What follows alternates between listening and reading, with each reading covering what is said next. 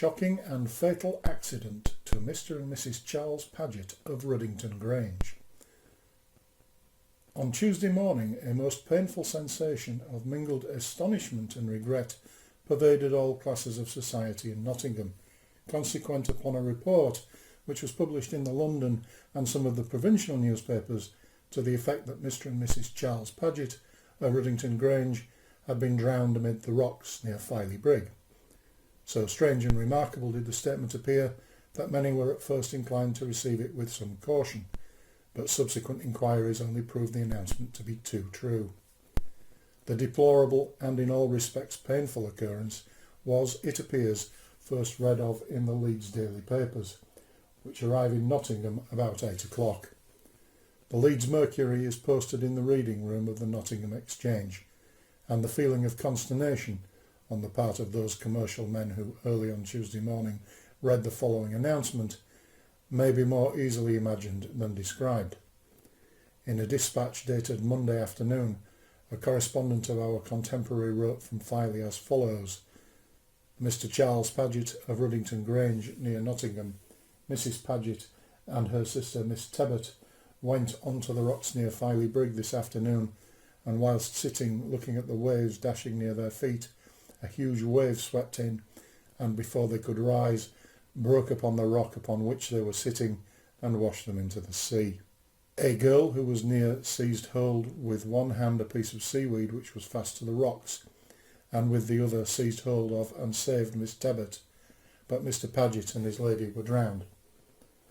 The London daily papers also contained the sad intelligence much in the same brief but circumstantial terms. Singularly enough, neither of the three local papers had received any information of the occurrence on the previous evening, and more remarkable still, the news was not known to the inhabitants of Ruddington at 9 o'clock on Tuesday morning. We understand, however, that a telegram was forwarded to Ruddington on Monday evening, but the office at that village being closed, the message was not delivered. Other information direct from Filey verifies the above account, but up to the present we are unable to give any detailed particulars of the event. The particular spot where the accident occurred is tolerably well known to many Nottingham people. Around Filey Brigg there are a number of rocks upon which the waves beat with considerable force, and whilst our lamented neighbour Mr. Paget was sitting with his lady among these, a huge wave, larger than the rest, appears to have washed them both into the sea so far that they could not recover themselves, and thus found a watery grave. The extraordinary character of the occurrence, combined with its awful suddenness, came as a great shock upon the people of Nottingham. Very few of our public men were more generally respected than Mr. Paget, and among a large section of the people his memory will long be cherished. Those who opposed him in political and religious matters were compelled to respect his conscientious adherence to his principles, and his philanthropy and kind-heartedness were never questioned. Thus it was that the announcement of his untimely end was mentioned in all circles on Tuesday with unfeigned regret that a long and useful career should have been closed in a manner so peculiarly distressing. Mr. Paget, it is true, had passed the 60 years and 10 allotted to man by the psalmist, but there was not a man, woman or child in Nottingham yesterday who would not have preferred to see an old veteran public servant descend quietly to his grave amid the family and relatives who reverenced and esteemed him in more than an ordinary degree, rather than he should have met his death on the seashore in the sudden way described above. It is singular that this is the second Notts County magistrate who has perished by drowning during the last comparatively few years, the late Mr. William Hannay having met a somewhat similar fate in the English Channel. The first public body who had the matter brought under its notice was the Board of Guardians.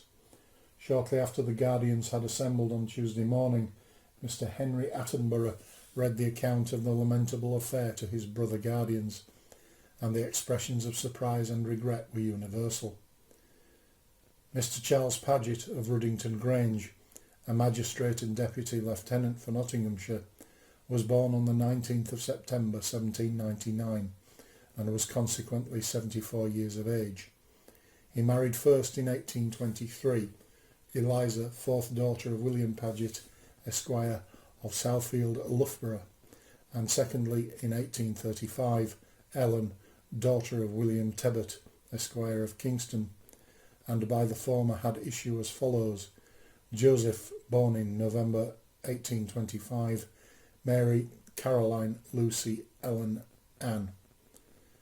The deceased gentleman was the descendant of a Leicestershire family formerly resident at Ibstock Grange, his father being Mr. Joseph Paget, who married in 1798 Anne, third daughter of the Reverend John Byng of Samworth. The crest of the family is a lion rampant, and the motto Honestas, honesty. The deceased gentleman served as High Sheriff of the county in 1844. Some years before that he had purchased the Ruddington estate, which formerly, we believe, was the property of the Parkins family. Mr. Paget's first appearance as a public man, as far as we can learn, was in December 1843, when he presided over a large gathering of free traders in the Exchange Hall, Nottingham. He had, however, been made a county magistrate in 1839, and held that office until his death. In speaking of Mr. Paget's subsequent career, we find it allied with politics and with the views of the Liberal Party. He was a free trader in the days of Peel, and as we have slightly indicated, took a prominent part as a local leader in the movement against protection. His connection with one of the staple manufacturers of Nottingham and neighbourhood, being a partner in a large hosiery firm, brought him into contact with the Liberal Party in the town of Nottingham, and in 1856, when Mr. E. Strutt was raised to the peerage under the title of Lord Belper, a considerable portion of that party sought to induce him to stand for the borough, and were finally successful in their endeavours. On that occasion Mr. Remington Mills had the support of one section of the party, whilst Mr. Ernest Jones was for a short time at least the candidate of the very advanced radicals. On that occasion the question upon which Mr. Paget was at issue with some members of the Liberal Party was with reference to a bill for opening the British Museum and National Gallery on Sundays. Mr. Paget frankly stated that he should support such a bill, and there was a good deal of opposition to him in consequence. At a large meeting of the Liberal Party, however, held to decide on the question of who should be the candidate, Mr. Paget was fixed upon.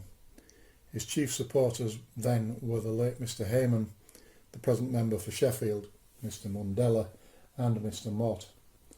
The member for Sheffield told the electors in his usual decided manner that Nottingham could not make any greater mistake than by returning a man living 150 miles off in preference to a man who was amongst them every day and to whom they could have access so simply. The result was that Mr. Paget was returned without opposition, both the other candidates having retired. At this election the Conservative Party was silent, one of the seats being then occupied by Mr. Walter. The view taken by the Conservative Party then with regard to Mr. Paget may be gathered from the following remarks in the Conservative organ of that day.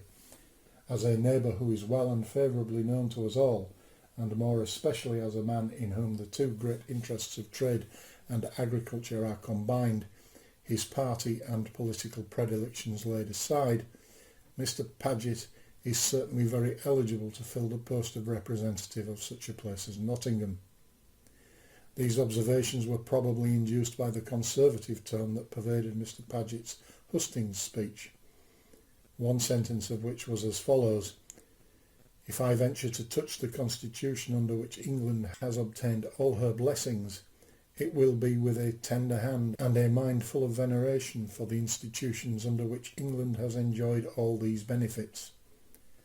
It may be interesting also to note, as showing what importance he attached to education, that in the same speech Mr. Paget referred to education as the foundation of all political arrangements. Mr. Paget sat in Parliament until the general election that succeeded 2 years afterwards, and during that time he showed himself to be in matters of trade and commerce a good representative. At the general election he had as a colleague in the candidature Mr. Mellor, now Mr. Justice Mellor, the other candidate being Mr Bromley in the Conservative interest and Mr Ernest Jones, the Chartist. The election resulted in the returns of Messrs Paget and Mellor. In 1861 Mr Mellor accepted a judgeship and Sir Robert Clifton was returned as Mr Paget's colleague.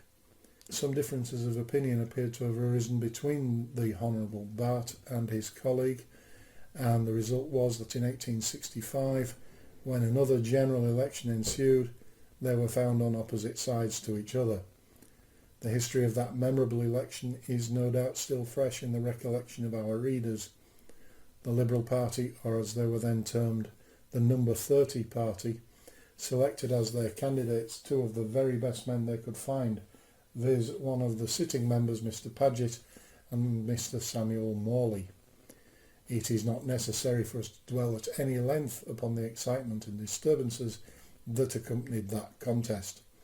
Suffice it to say that Mr Paget, from some reason or other, never seemed to enjoy the same amount of popularity as his colleague or fellow candidate Mr S. Morley. There were one or two subjects in connection with his candidature that were perhaps somewhat misapprehended, and we may add that the opposition of Sir Robert Clifton and the popular or independent party at his back seemed to be more directed against Mr Paget than against Mr Morley. Undoubtedly, party feeling never ran higher, Sir Robert Clifton having for many reasons the sympathy of the masses. The excitement culminated in several acts of violence and disorder, such as it is to be hoped will not occur in Nottingham again. The contest resulted in the return of Mr Morley and Sir Robert Clifton, Mr Paget being third on the poll, and Mr A.G. Martin, the Conservative, last. A petition against the return of Sir Robert on the ground of intimidation and bribery was at once talked of, and this induced the opposite party to attack Mr Morley's seat. After a lengthy investigation by a committee of the House of Commons, the proceedings being about as long in comparison to ordinary selection requires as the Tichborne case to ordinary trials, both the sitting members were unseated. It was decided that bribery had taken place on behalf of Mrs Morley and Paget, and also on behalf of the other two candidates, as well as intimidation by the party of Sir Robert Clifton. Both members were therefore unseated, and those who were next on the poll were prevented, having the seats awarded to them owing to their having been joint candidatures. The decision finished the parliamentary career of Mr Charles Paget. We have referred to the facts of the 1865 election because it was during that contest that Mr Paget became most thoroughly known to the people of Nottingham. Both he and Sir Robert Clifton are now passed away from us, and both amid the regrets of large bodies of people. Their careers and their public acts are now matters of history. The memory of Sir Robert Clifton has been done justice to. Let us also say of Mr Paget that, in the judgment of men of both parties, he was a very useful member during the time he represented Nottingham. Though having no pretensions to oratory, Mr Paget could express himself with efficiency, and on one occasion on the opening of Parliament he seconded the address and acquired a good position in the House by his services on committees, etc. Surprise was sometimes expressed that he did not again enter Parliament, but his ambition seems to have been to finish his days as a country gentleman.